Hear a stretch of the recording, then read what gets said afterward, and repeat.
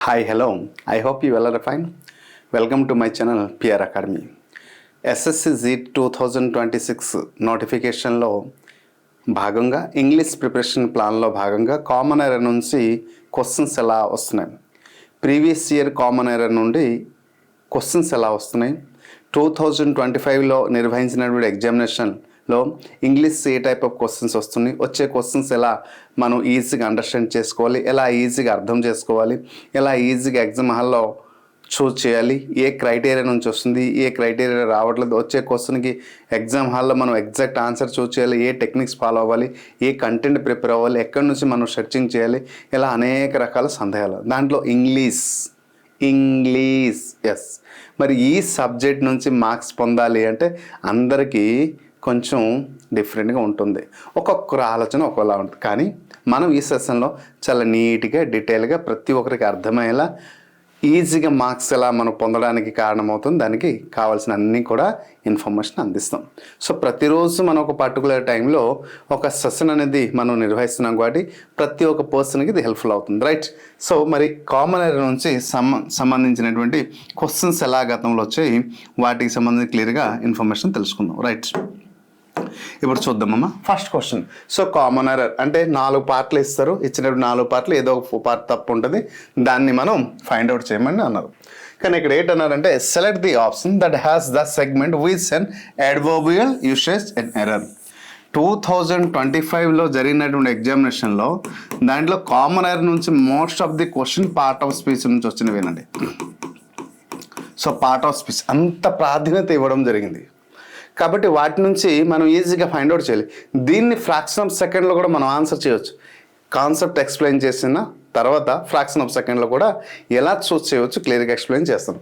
ఏమన్నారు, ఇచ్చిన పార్ట్లో అడ్వర్బియల్ యూసేజ్ ఉపయోగించే దాంట్లో తప్పు ఉంది అని ఫైండ్ అవుట్ చేయండి అన్నారు. చూడండి, Evelyn clearly packed her suitcase for the trip to Malaysia. ఇది ఎప్పుడు వచ్చింది, డేట్, టైము, ఇయర్ కూడా. ఓకే, 2025 ఇయర్ ఫస్ట్ షిఫ్ట్లో వచ్చినటువంటి క్వశ్చన్. ఏ పార్ట్లో తప్పు ఉంచడమా, ఎవ్లెన్ క్లియర్లీ అని చెప్పారు. సో మనకి ఏమన్నారంటే ఇక్కడ అడ్వర్బియల్ పార్ట్. సో అడ్వర్బియల్ అంటే తెలుసు కదా, అడ్వర్బ్ అంటే ఏ పార్ట్. అయితే ఏబిసిలో టీచర్ ప్యాక్డ్ హెయిర్ అంటే వర్బ్ ప్లస్ ఆబ్జెక్ట్. సో ఇక్కడ వర్బ్ ప్లస్ ఆబ్జెక్ట్ ఉంది, ఇది సబ్జెక్ట్ కదా, రైట్? తర్వాత ఇది వర్బ్ ముందు వచ్చింది కాబట్టి ఇది అడ్వర్బ్ అన్నాం, right? Suitcase for the trip of the Malaysia, ఇది objective. Suitcase the trip to Malaysia, as the trip to Malaysia, ఎక్కడ కూడా మిస్టేక్ అయితే లేదు. ఒక ప్రపోర్షనల్ ఎర్రర్ ఇక్కడ మనకి ఫైండ్ అవుట్ చేయండి. అడ్వర్బియల్ ఎర్రర్ అన్నారు కదా, ప్రపోర్షనల్ గురించి మాట్లాడలేదు కాబట్టి ఇది రైట్, ఇది రైట్. అడ్వర్బియల్ పార్ట్ ఎక్కడ ఇచ్చారు మనం ఫైండ్ అవుట్ చేసాము. సో ఏ పార్ట్లో తప్పు ఉంది, ఈ పార్ట్లో తప్పు ఉంది. This is the adverbial part. మరి ఏ పార్ట్లో తప్పు ఇచ్చారో మనం ఫైండ్ అవుట్ చేసాము. ఎలాంటి క్వశ్చన్స్ మనం ఈజీగా ఎగ్జామ్లో ఫైండ్ అవుట్ చేస్తాం. చూడండి, క్వశ్చన్లోనే సగం ఆన్సర్ ఉంది. ఏంటన్నారు, అడ్వర్బియల్ పార్ట్. అడ్వర్బ్ అంటే ఏంటమ్మా, ఏ వర్డ్లో మనం చూసినటువంటి స్టేట్మెంట్ మొత్తం చూస్తే ఎక్కడ వర్బ్ని మోడిఫై చేసే వర్డ్ని అడ్వర్బ్ అంటారు. ఇక్కడ వర్బ్ ఉంది, దీని ముందు అడ్వర్బ్ లేదా ఎక్కడైనా రావచ్చు కదా. సో ఈ పార్ట్ని తప్పుగా మనం ఫైండ్ అవుట్ చేయవచ్చు. సో ఇక్కడ right answer 11 clearly. So this part has error. చూడండి ఎంత ఈజీగా మనం ఫైండ్ అవుట్ చేయవచ్చు. ఇలాంటి క్వశ్చన్స్ గతంలో అంటే 2025 ఈ ఇయర్ ఫెబ్లో జరిగినటువంటి ఎగ్జామినేషన్లో చాలా క్వశ్చన్స్ ఇచ్చారు, ఈజీగా మనం ఫైండ్ అవుట్ చేయవచ్చు. మరి ఇలాంటి క్వశ్చన్స్ మీరు డిఫికల్ట్ ఇంగ్లీష్ అని ఫీల్ అయితే ఎలా? సో క్లాస్ సరైన వ్యక్తి చెప్పేటప్పుడు వింటే మాత్రం, సరైన విధానంలో వింటే చాలా ఈజీగా మనం ఆన్సర్ చేయవచ్చు కదా. చెప్పడానికి నేను ఉన్నాను.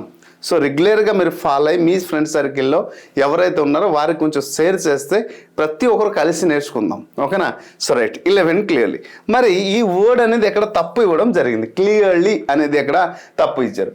ఎందుకంటే ప్యాక్డ్ సూట్ అంటే తను మలేసియా వెళ్ళడానికి ఒక పర్సన్ తను మలేసియా వెళ్ళడానికి తను ఎక్కడ ఏడ్ చేసేది క్లియర్గా ప్యాక్ చేయడం జరుగుతుందా, కేర్ఫుల్గా ప్యాక్ చేయడం జరుగుతుందా? క్లియర్లీ అంటే సంపూర్ణంగా కదా మరి మొత్తం పని సంపూర్ణంగా జరిగిందని కదా.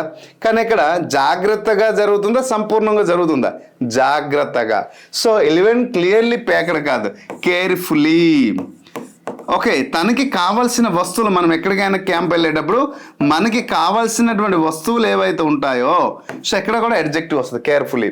సో మనకి కావాల్సిన వస్తువులు ఏవైతే ఉన్నాయో అవి చాలా జాగ్రత్తగా ఒక దాంట్లో ప్యాక్ చేస్తాం. అయితే మనకి అదృష్టం ఏంటంటే find out the error part అన్నారు, కానీ rewrite the error find out and rewrite అని అడగలే. Right, find out and rewrite అని అడగలే. అలాగ అడిగి ఉంటే మేబీ సరైన వర్డ్ మనం ఎంచి చూజ్ చేయాలి, ఏదైనా తప్పు అయిపోద్దేమో, సరైన వర్డ్ మనం రాయలేమేమో అనే అనేక రకాల భావనలు రావు. కానీ రీరైట్ అనలేదు, only find out the error అన్నారు. నెక్స్ట్ క్వశ్చన్ కూడా చూడండి. Select the option that has the segment with an adverb. Next క్వశ్చన్లో కూడా చూడండి, అదే పార్ట్, అడ్వర్బల్ పార్ట్. అంటే నేను చెప్పే మాట ఏంటంటే ఇటువంటి క్వశ్చన్స్ అన్నీ చూసిన వెంటనే మనం ఈజీగా ఫైండ్ అవుట్ చేయవచ్చు. ఇప్పుడు చూద్దాం question. Patricia and her associate softly examined. Her associate అన్నారు. So Patricia and her associate softly examined, ఇది వర్బ్ కదా, సాఫ్ట్లీ అనేది ఇది అడ్వర్బ్ అయింది. ఏ పార్ట్లో తప్పు వచ్చింది అర్థమైపోయింది కదా, ఇంకా నేను మాట్లాడాలా లేదు కదా. సో ఫ్రాక్షన్ ఆఫ్ సెకండ్లో మనం దీన్ని చేయవచ్చు. అడ్వర్బియల్ పార్ట్ సాఫ్ట్లీ అంటే ఎక్కడ ఉంది, softly examined. Which part, this part he's wrong. మరి సాఫ్ట్లీ ఎగ్జామిన్డ్ అనేసి ఎక్కడ ఇచ్చారు. సో ఏదైనా పట్రేసి అండ్ హర్ అసోసియేట్, ఒక పర్సన్ తన ఒక అసోసియేట్, అందరూ అంటే సహచరులు ఎవరైతే ఉన్నారో వాళ్ళు, తనతో పాటు చేసినవారు అసోసియేట్. సాఫ్ట్లీ, దేనైనా సాఫ్ట్గా ఎగ్జామిన్ చేస్తారా, థరోలీగా ఎగ్జామిన్ చేస్తారా? మీరు ప్రిపేర్ అయ్యేటప్పుడు సాఫ్ట్గా ప్రిపేర్ అవుతారా, థరోలీ ప్రిపేర్ అవుతారా? జస్ట్ అబ్జర్వ్ చేయండి. సో ఈ పార్ట్లో ఏమిటి వస్తుంది అంటే థరోలీ, రైట్ హ్యాండ్ సైడ్ అవుతుంది thoroughly examined. Okay, so not softly. So rewrite అడగలేదు కాబట్టి, రిరైట్ అనే మనకు అడగలేదు కాబట్టి ఎర్రర్ పార్ట్ అడిగారు, ఫైండ్ అవుట్ చేయమని. ఇలా ఈజీగా మనం ఫైండ్ అవుట్. ఫ్రాక్షన్ ఆఫ్ సెకండ్లో చూడండి, వర్బ్ ముందు వచ్చింది అడ్వర్బ్, లేదా వర్బ్ తర్వాతే రావాలి. కాబట్టి ఇలా అడ్వర్బియల్ ఇస్తే ప్రతి ఒక్కరు ఈజీగా మన మార్క్స్ ఫైండ్ అవుట్ చేయొచ్చు. తర్వాత నేను ఎక్కడ నాకు నచ్చే క్వశ్చన్స్ ఇవ్వలేదు మిత్రమా. సో ప్రతి ఒక్క క్వశ్చన్లో ప్రీవియస్ ఇయర్ క్వశ్చన్, ఎక్కడ మనం 2026లో ఎగ్జామ్ రాస్తాం కాబట్టి ఇది ప్రీవియస్ ఇయర్ క్వశ్చన్ అవుతుంది. ఇప్పుడు అయితే మనం ప్రిపేర్ అవుతున్నాం ఈ ఇయర్ క్వశ్చన్ ఇయర్ అవుతుంది. మరి ఇచ్చిన డేట్ టైం కూడా ఇస్తున్నాను, షిఫ్ట్ కూడా రాస్తున్నాను. ఎక్కడ ఎవరికైనా ఎలాగ ఇస్తున్నారా మీకు క్వశ్చన్స్, ఒక్క పిఆర్ అకాడమీ తప్ప. సో ఇలాంటి డీటెయిల్ డెప్త్గా ఇచ్చేటప్పుడు పక్క ప్రూఫ్తో పాటు ఇచ్చేటప్పుడు ఫాలో అయితే తప్పు ఏంటుంది.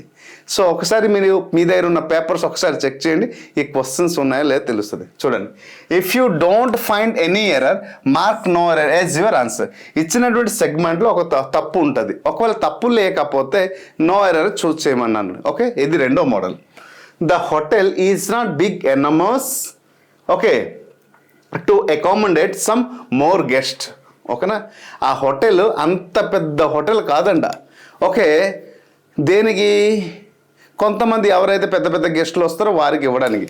అయితే ఏ పార్ట్లో తప్పు ఉంది, ద హోటల్ ఈజ్, నా హోటల్ సింగులర్ కదమ్మా. సో రైట్, ఈజ్ వచ్చింది, నాట్ వచ్చి నెగిటివ్, అంత కాదు అన్నాడు కాబట్టి నాట్. బిగ్ ఎన్నోమోస్ అనేసి అడిగాడు. టు అకామిడేట్ అని ఉంచడానికి, సమ్ మోర్ గెస్ట్, ఎక్కువ గెస్ట్లు వచ్చేవారు ఎవరైతే ఉన్నారో వారి కోసం. అయితే ఈ క్వశ్చన్లో ఆన్సర్ ఏంటి, ఎక్కడ తప్పు ఉంది చూడండి. మన క్వశ్చన్ని చూసిన వెంటనే ఇక్కడ క్లియర్గా అర్థం చేసుకోవాలి ఏంటంటే, ఇక్కడ చూడండి బిగ్ ఎన్నోమోస్ అనేసి ఇచ్చాడు. ఈ వర్డ్ అనేది రాంగ్. ఎందుకు సార్ రాంగ్ అంటే, ఇక్కడ బిగ్ ఎనాఫ్ నాట్ ఎన్నోమోస్. ఈ మనకు ఉన్నటువంటి జాగా ఇట్ ఈస్ నాట్ సఫిషియంట్ కదా, ఎనాఫ్ అనేది ఇవ్వాలి, కానీ ఎన్నోమోస్ అనేసి ఇవ్వడం జరిగింది. సో ఇక్కడ గ్రామటికల్ వర్డ్ ఎర్రర్. మరి ఇచ్చిన దాంట్లో తప్పు ఉంది కాబట్టి నో ఎర్రర్ మనం రాయడానికి వీల్లేదు. ఇలా మనం ఐడెంటిఫై చేయాలి. ఓకేనా. సో అందుకోసం మనం డైలీ లైవ్ టెస్ట్ అయితే నిర్వహిస్తున్నాం కాబట్టి ఈ డైలీ లైవ్ టెస్ట్లో 8 PM నిర్వహిస్తున్నాము. ఈ లైవ్ సిరీస్లో జాయిన్ అవ్వండి.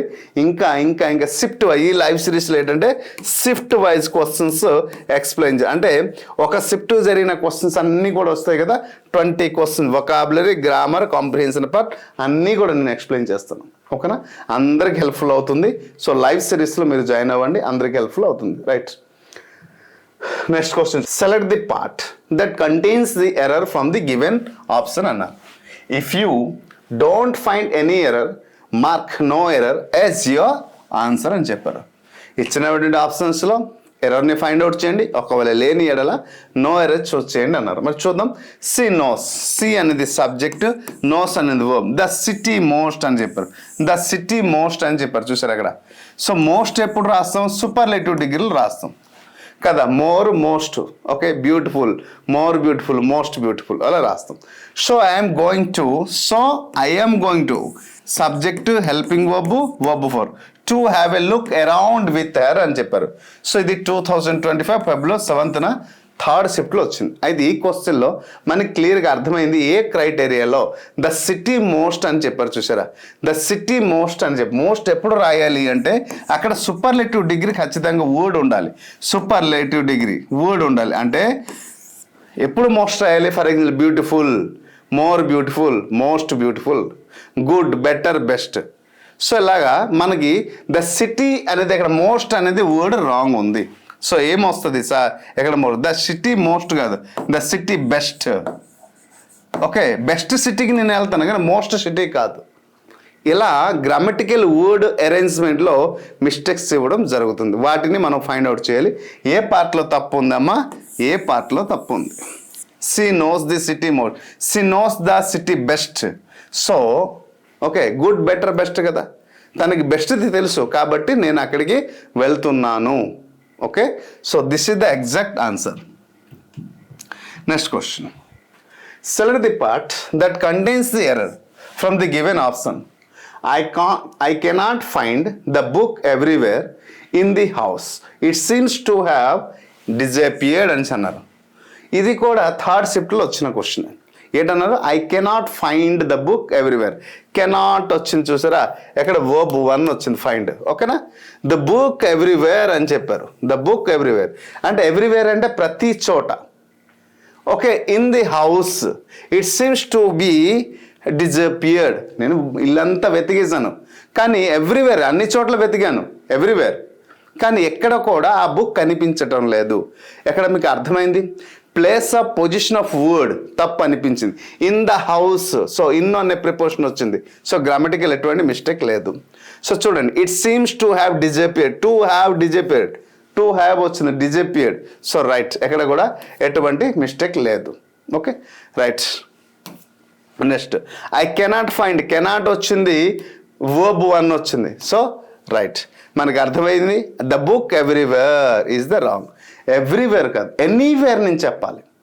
ప్రతి చోట నేను చూశాను కాదు, అన్ని చోట్ల నేను చూశాను. చూడండి, ఎనీవేర్కి ఎవ్రీవేర్కి డిఫరెంట్ చూసుకోండి. నేను అంటే నెగటివ్ సెన్స్ చెప్పేటప్పుడు ఎలా చెప్పాలంటే ఎనీవేర్ అని చెప్పాలి. ఎందుకంటే negative sense I cannot find ఉంది. Anywhere, anywhere, I can't find the book anywhere. నేను ఆ పుస్తకాన్ని పొందలేకపోయాను, నేను అన్ని చోట్ల చూశాను, అప్పుడు ఎవ్రీవేర్. పాజిటివ్, నేను అన్ని చోట్ల చూశాను కానీ నాకు బుక్స్ కనిపించలేదు. నేను I can't find the book anywhere. ఇప్పుడు నాకు నెగిటివ్ సెన్స్ని చెప్తున్నాను కాబట్టి ఎనీవేర్ అనేది ఎగ్జాక్ట్ ఆన్సర్ వస్తుంది. ఈ డిఫరెన్స్ మనకి తెలియాలి. తెలిస్తే అయితే సార్ ఇక్కడ ఎనీవేర్ ప్లేస్లో ఎవ్రీవేర్ ప్లేస్లో ఎనీవేర్ మేము రాయాలి అవసరం లేదు. మరి మీకు ఎలా తెలుసు అంటే స్టేట్మెంట్ని మేము చూసి ఎక్కడ ఐడెంటిఫై చేయాలి. కాబట్టి మరి ఇటువంటి టెక్నిక్తో పంట అంటే ఇండెఫినిట్ ప్రొనౌన్, దీన్ని మనం ఏమనవచ్చు అంటే ఇండెఫినిట్ ప్రొనౌన్ అనవచ్చు, ఇండెఫినిట్ ప్రొనౌన్ అనవచ్చు. మరి ఇండెఫినిట్ ప్రొనౌన్ అంతా ఏ సందర్భంలో ఎప్పుడు ఎలా ఉపయోగించాలనేది ప్రొనౌన్ పార్ట్లో నేను చాలా డీటెయిల్గా చెప్పడం జరిగింది. సో ఇది ఎక్కడి నుంచి వచ్చింది సార్? పార్ట్ ఆఫ్ స్పీచే. పార్ట్ ఆఫ్ స్పీచ్, ఈరోజు మనం చెప్పిన క్వశ్చన్స్ అన్నీ కూడా పార్ట్ ఆఫ్ స్పీచ్ నుంచి వచ్చినవి. అంటే 2025లో ప్రతి ఒక్క షిఫ్ట్లో పార్ట్ ఆఫ్ స్పీచ్కి ఎంత ప్రాధాన్యత ఇవ్వడం జరుగుతుందో ఆలోచించండి.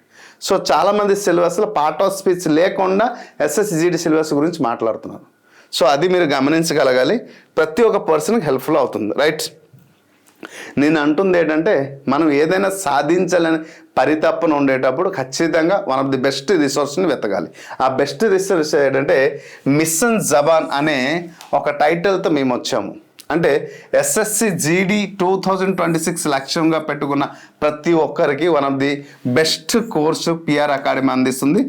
Arithmetic, reasoning, English, general awareness plus దీంతో పాటు 1,00,000 బిట్స్ కూడా మేము అందిస్తున్నాం కేవలం 399. ఇప్పుడు ఆఫర్లో ఉంది. 750 రూపీస్కి మాత్రమే ఈ కోర్స్ మీకు లాభం 6 months వెళ్ళితో పాటు. సో ఇమీడియట్లీ పర్చేజ్ చేసుకోండి. 750 రూపీస్కి ఏం వస్తుందో ఒకసారి ఆలోచించండి. సో ప్రతి ఒక్క పర్సన్కి ఈ కోర్స్ అని హెల్ప్ఫుల్ అవుతుంది. అలాగే డైలీ మనం నిర్వహిస్తున్నటువంటి లైవ్ సెషన్స్లో 8 PM ఏదైతే లైవ్ సెషన్ నిర్వహిస్తున్నామో ఈ లైవ్ సెషన్లో మన పిఆర్ అకాడమీ జాయిన్ అవ్వండి.